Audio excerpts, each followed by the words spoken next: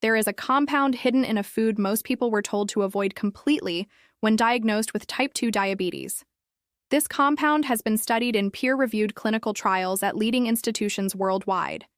It has been shown to improve insulin sensitivity, lower fasting blood glucose, and remarkably, activate the same metabolic pathway targeted by the diabetes medication metformin.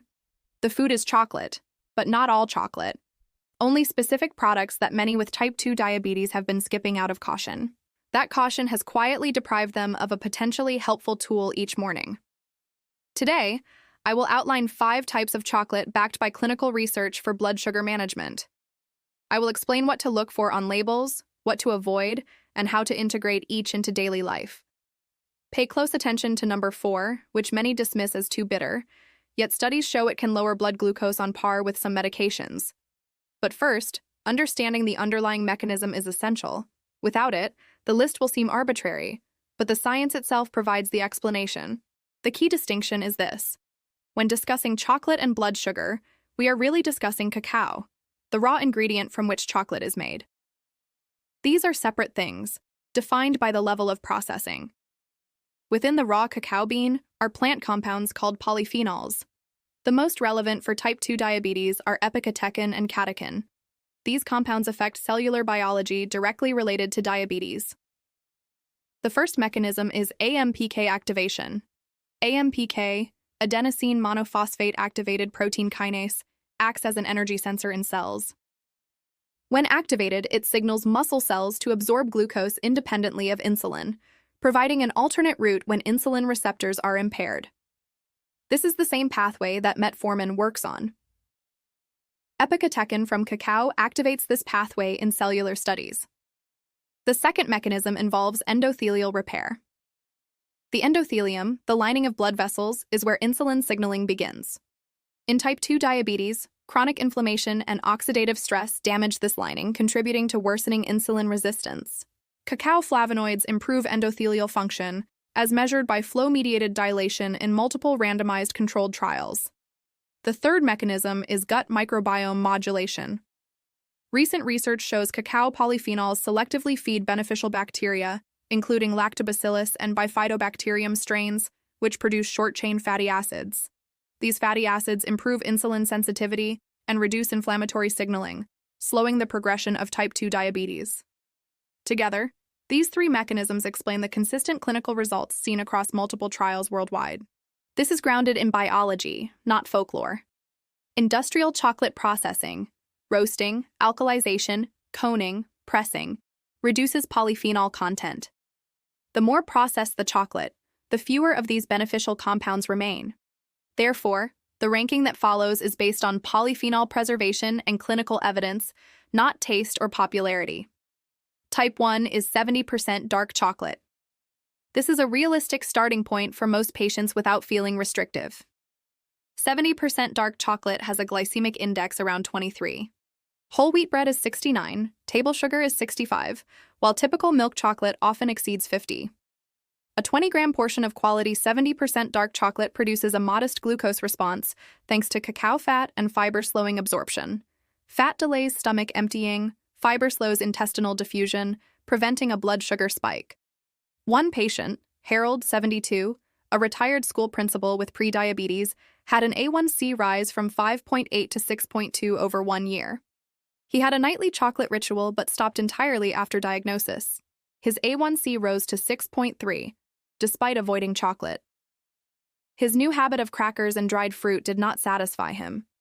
Reintroducing the right chocolate, 2 squares of 70% dark chocolate with a small handful of walnuts after dinner, lowered his A1C to 5.9 within 3 months. Clinical support exists for this approach. A 2022 meta-analysis in the International Journal of Food Sciences and Nutrition, covering 12 randomized controlled trials in type 2 diabetes patients, found cocoa products significantly reduced fasting blood glucose, LDL cholesterol, and C-reactive protein. A safe portion is 20 to 30 grams daily, roughly 2 to 3 small squares. Label reading is critical. Many bars labeled dark chocolate or 70% cacao list sugar first. The ingredient list is definitive. Cacao mass or cacao paste should be first. If sugar comes first, the bar is not true 70% dark chocolate.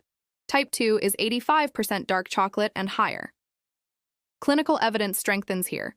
As cacao rises from 70 to 85%, flavonoid concentration increases 30 to 40% per gram, while sugar drops from 20 to 25 grams per 100 grams down to 10 to 14 grams.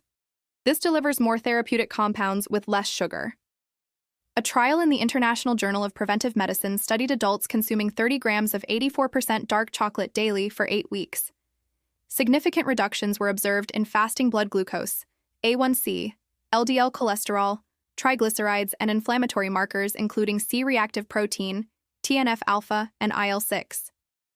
Lowering these inflammatory signals improves insulin receptor function, addressing one driver of diabetes progression.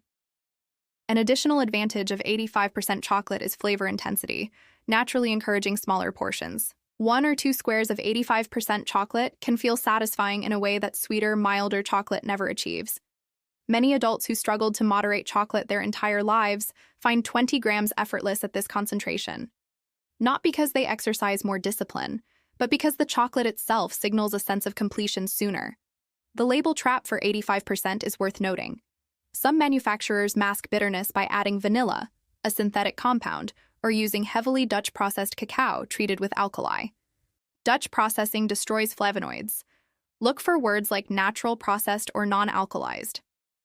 If processed with alkali appears in the ingredients, polyphenols have already been degraded before you open the package. Type 3 is cacao nibs. Most shoppers walk past these without a second glance. They resemble gravel and do not taste like the chocolate most grew up with.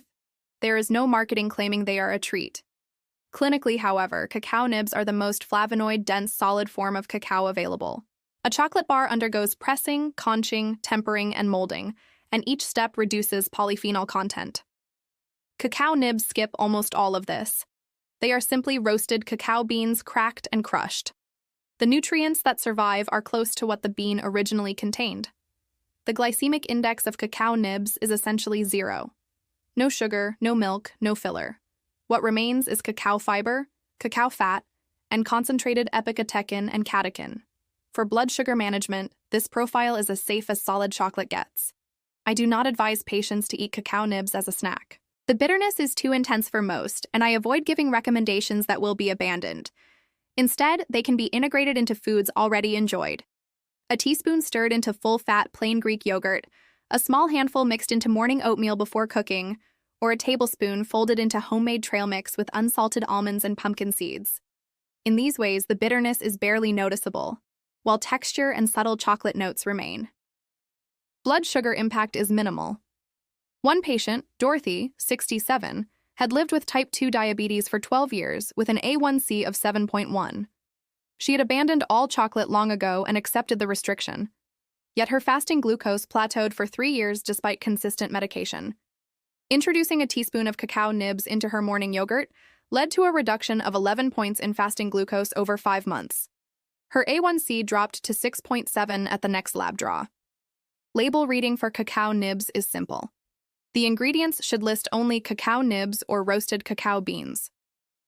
Some products add cane or coconut sugar while claiming to be natural. Natural carries no legal meaning. The ingredient list is definitive. Type 4 is sugar-free chocolate sweetened with erythritol or monk fruit. This category is heavily marketed and often misrepresented in the diabetic food space. Erythritol is a sugar alcohol with a glycemic index essentially 0. Unlike other sugar alcohols, it is mostly absorbed in the small intestine and excreted unchanged by the kidneys, avoiding large intestine fermentation and digestive discomfort. It has about 70% of the sweetness of sugar with minimal metabolic impact. Monk fruit extract, also called luohan guo, works differently. Its sweet compounds pass through the digestive system without raising glucose or triggering insulin. A 2019 review in Nutrients found no significant glycemic response from monk fruit sweeteners across multiple studies. A chocolate bar sweetened with erythritol or monk fruit on a base of 60% cacao or higher delivers flavonoids in a format reminiscent of traditional milk chocolate. Erythritol has a well-established 0 glycemic index, supported for blood sugar management. However, emerging research is important. A 2023 study in Nature Medicine, led by Cleveland Clinic researchers across more than 4,000 patients in the United States and Europe, found that higher blood erythritol levels correlated with increased risk of major cardiovascular events, including heart attack and stroke. Follow-up studies in 2024 confirmed this tendency for platelets to clump in healthy volunteers receiving a standard dose. Research is ongoing and does not yet prove direct causation. Some individuals with metabolic disease naturally produce more erythritol, so elevated levels may reflect pre-existing conditions rather than diet alone. The FDA still considers erythritol safe. For seniors with type 2 diabetes, however, cardiovascular risk is already elevated, and this population is the focus of concern. While erythritol effectively manages blood sugar, long-term cardiovascular safety remains uncertain. Clinically, monk fruit extract is preferred for these patients, offering the same zero glycemic profile without the cardiovascular question mark. Before making erythritol a routine choice, consult your physician for current guidance. A final caution applies to the entire sugar-free chocolate category. Many products in the United States, Canada, and the United Kingdom are sweetened with maltitol, which has a glycemic index of 52. While a 2-square portion may not cause a spike, maltitol is not inert. Larger portions, common when labels say sugar-free, can affect blood sugar. In adults over 60, maltitol often causes significant gastrointestinal distress because it reaches the large intestine largely unabsorbed and ferments. Some patients experience urgent digestive reactions within the hour after consumption. The front label may promise sugar-free, but the ingredient list tells the truth. Go directly to the sweetener section of the ingredients. Look for erythritol, monk fruit extract, or stevia glycosides clearly listed. If you see maltitol, isomalt, sorbitol, or a vague sugar alcohol without specifying which one, put it back. In this category, the front label cannot be trusted. The back label tells the truth. Type 5 is pure unsweetened cacao powder. At the start, I asked you to note number 5, and here it is. A container of pure, natural, non-alkalized cacao powder costs less than most single chocolate bars on the specialty shelf. It is quietly positioned in the baking aisle, often overlooked, yet it carries the strongest clinical evidence among all 5 types. A 2022 systematic review and meta-analysis in the International Journal of Food Sciences and Nutrition drew from 12 randomized controlled trials involving people with type 2 diabetes. Cocoa product supplementation produced statistically significant reductions in fasting blood glucose, LDL cholesterol, triglycerides, and C-reactive protein. Blood glucose fell by approximately 9 milligrams per deciliter across pooled trial data, a consistent effect in both short-term and long-term studies. Fasting blood glucose reflects how the body handles glucose at rest. When an intervention moves this marker across 12 independent trials, it signals a structural metabolic change, not a fleeting effect. Pure cacao powder outperforms even quality dark chocolate bars because every step in bar manufacturing, pressing, tempering, conching, exposes flavonoids to heat and oxygen, degrading them. Natural cacao powder avoids most of that processing, delivering flavonoids closer to what the original bean contained. One crucial distinction: natural processed versus Dutch processed. Dutch processed or alkalized cocoa is treated to reduce acidity and bitterness. Research in the Journal of Agricultural and Food Chemistry shows heavy Dutch processing retains as little as 10% of original flavonols, a loss of up to 90%. It tastes smoother and milder, but loses nearly all therapeutic polyphenols. Natural processed cacao retains the full flavonoid profile. It is slightly more acidic and bitter, but for someone managing blood sugar, that is the correct trade-off. James, 76, came to me skeptical. A retired engineer, 8 years into type 2 diabetes with an A1C of 7.4 on 2 medications. He dismissed health fads, so I presented the 12 controlled trials and meta-analysis instead. He began adding 1 teaspoon of natural cacao powder to his morning coffee with a pinch of cinnamon and unsweetened almond milk. 6 months later, his A1C was 6.9.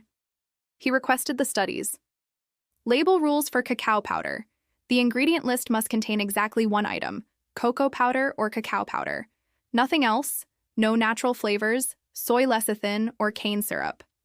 If Dutch processed or processed with alkali appears anywhere, put it back and choose another brand. Nutritional behavior research describes the what the hell effect. When someone with a strict rule accidentally breaks it, restriction collapses. Forbidden foods are consumed in quantities that would not have occurred otherwise. For type 2 diabetes, this has a physiological cost. Cortisol rises during guilt, directly increasing blood glucose via gluconeogenesis, where the liver releases stored glucose in response to stress. Eating the same chocolate with guilt can produce worse blood sugar outcomes than eating it without guilt. Sustainable blood sugar management over years is achieved not by strict rules, but by planned, informed, portion-controlled inclusion of desired foods in a maintainable daily structure. With chocolate, you now know why it works, which forms to choose, and what to read on labels. Knowledge transforms the experience, producing better outcomes than willpower alone. The 5 types supported by evidence. 70% dark chocolate, a doorway with a glycemic index of 23 and reliable flavonoid delivery, widely available. 85% dark chocolate and above shifts benefits from blood sugar to inflammation, reducing CRP, TNF-alpha, and IL-6, with natural portion control embedded in the flavor. Cacao nibs offer the highest flavonoid density in solid form, not a snack but an ingredient, 1 teaspoon in yogurt or oatmeal. Sugar-free chocolate with monk fruit extract or erythritol resembles the milk chocolate you remember with minimal glycemic effect. For those managing cardiovascular risk with diabetes, prioritize monk fruit and read the sweetener line carefully, avoiding maltitol entirely. Pure unsweetened natural cacao powder is the cheapest product and has the strongest evidence for reducing fasting blood glucose and inflammatory markers across 12 trials. This week, go to the baking aisle, find natural cacao powder, confirm the ingredient list has only 1 item, take it home, and add 1 tablespoon to morning coffee, yogurt, or oatmeal. Monitor your blood sugar 2 hours after breakfast for the first week. Your body's response is the only true data point. At your next appointment, ask your physician, given my current A1C and medication plan, is there any reason I shouldn't add natural cacao powder to my daily routine? That is a conversation worth having, and you now have the vocabulary to have it. Of these 5 types, consider which surprised you most and which you will try first. Reflect on whether any physician has explained how inflammation drives insulin resistance over time. Most people answer no. If that is you, share this information with someone who needs it. One small change in the morning routine can move a number stuck for years. The right knowledge does not create fear. It creates options. You now have 5. Please leave your thoughts about this content in the comments below. Thanks for watching. See you in the next one.